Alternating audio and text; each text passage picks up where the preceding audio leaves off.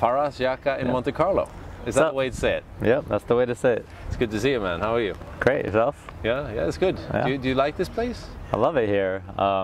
We were just talking a little while ago that you know, the EPT has stops like Monte Carlo and San Remo that are very more relaxed, like a little holiday atmosphere, and then you got you know, Berlin and Barcelona, which are big cities, and I think it's great that they have a mix because some people want to go somewhere that's better suited to you know, bring their significant other, and some people maybe want to go somewhere they could run around and go explore. So it's good that they're not all the same and that there's a good mix. Yeah. So you that's the way you prefer it. Is it? Do you prefer the cities or the or the mix?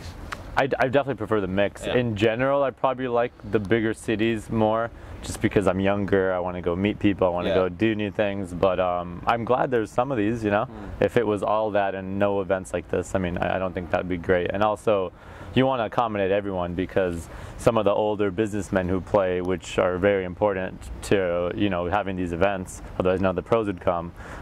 If you don't cater to them a little bit, then you know it's not going to be a successful tour. Yeah, I mean, you're where you're based now? Is it? I've been homeless for 2 years now. I know. So you haven't found a proper base. Yeah, I tell people that, and then they're like, okay, so but like, where do you go? Like in between, like I literally every 10 days, like there's not even somewhere I'm checking in like often. It's every 10 days a new country.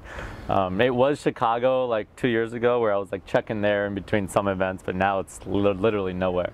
I just most of the professionals go back home after the events, and I just decided instead I'm just gonna go explore. And yeah, I'll stay at like nice hotels during the tournaments, but in between the events I'll go stay at hostels or strangers' couches that I met the week before. Yeah, I know.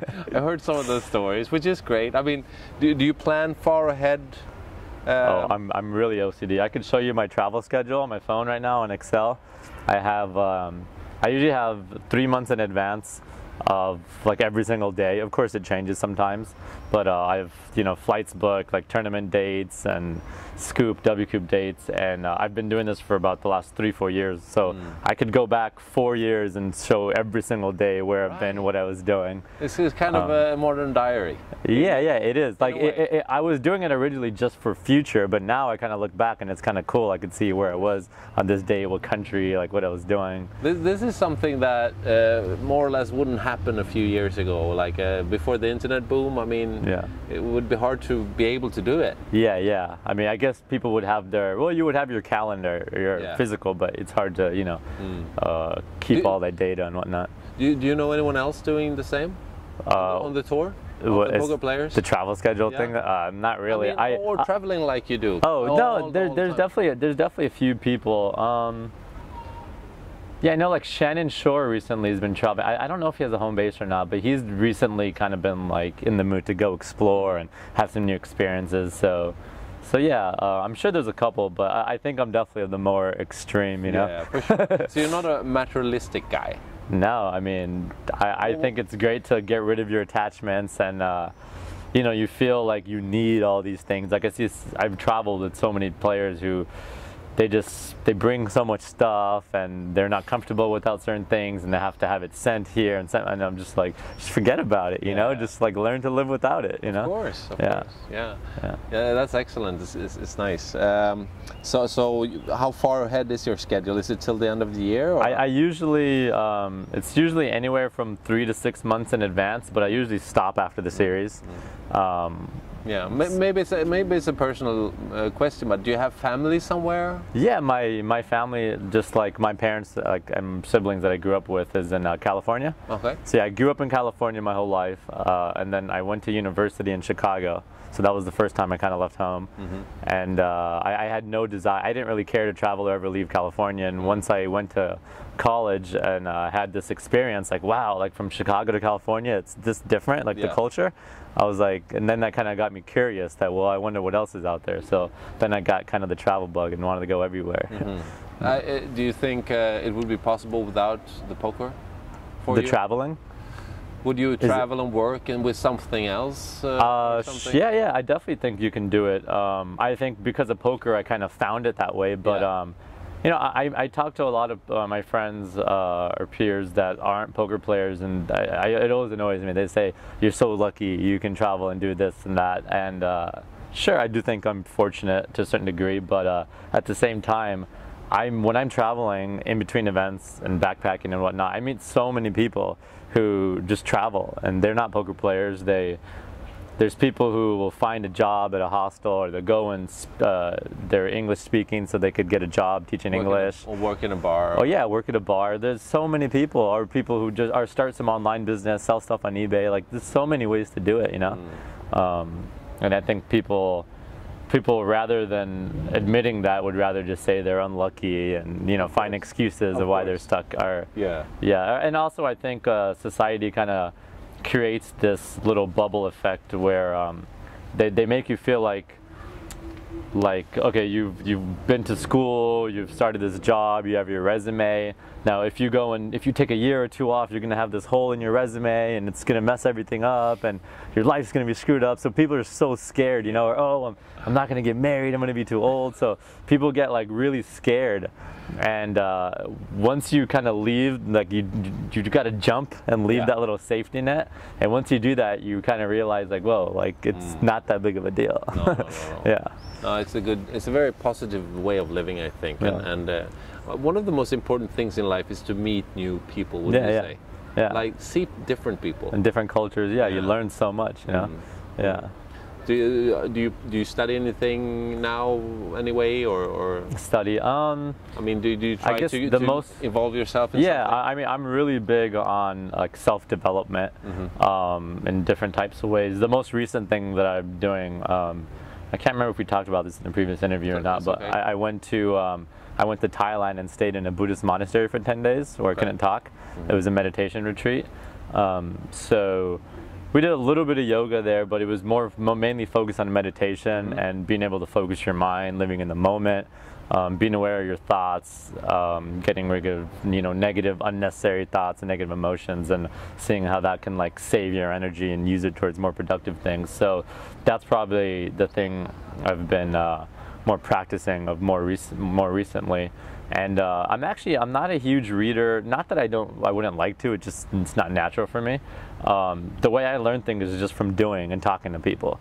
Even poker, I've maybe owned like 10 poker books. I've read 10 pages out of each of them. I can't read. I'll read 4 pages and then your mind goes. My mind is just elsewhere. So the way I learned poker was, my friends would read poker books and I'd talk to them about it for 30 minutes, and then I'd kind of understand the concepts, or I'd already be thinking about the concepts. So yeah, that's just, I mean, my mind just works differently in that sense.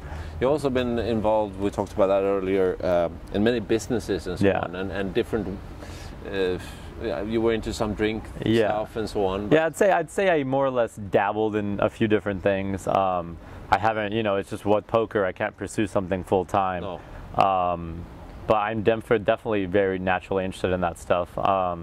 I'm kind of taking more of a passive role now. Before I was trying to take a more active role, and I kind of realized, you know, I'm not doing the best job of business, and I'm not doing the best job at poker. Right. You got to kind of go one way or the other.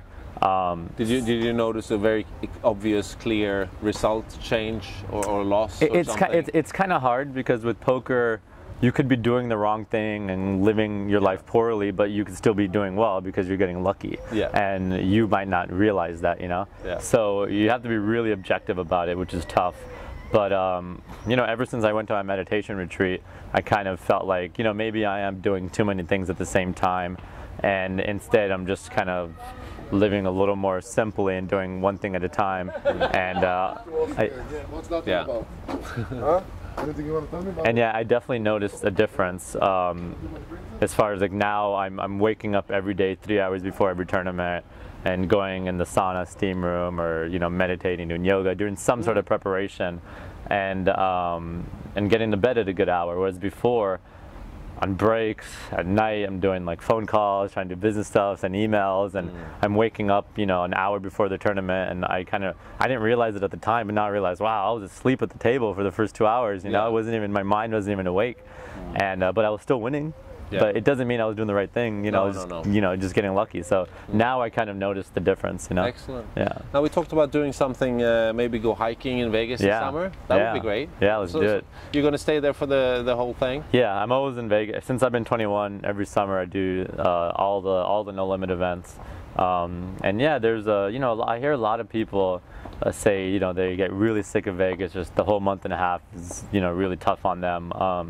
There's ways for it to not be so, you know, so stressful. I definitely think living off the strip helps. Once you're living off the strip, it kind of just feels like a normal city, you know. You go to the grocery store, there's people, like it's not just casino and gambling. Important. Do you think it's important to try to find an apartment instead of a hotel room? I think it depends on the person. Yeah. I mean, I know people that live in a hotel room and completely happy. I think I could be. I've done it once. I think it's important to do both and see what suits you better.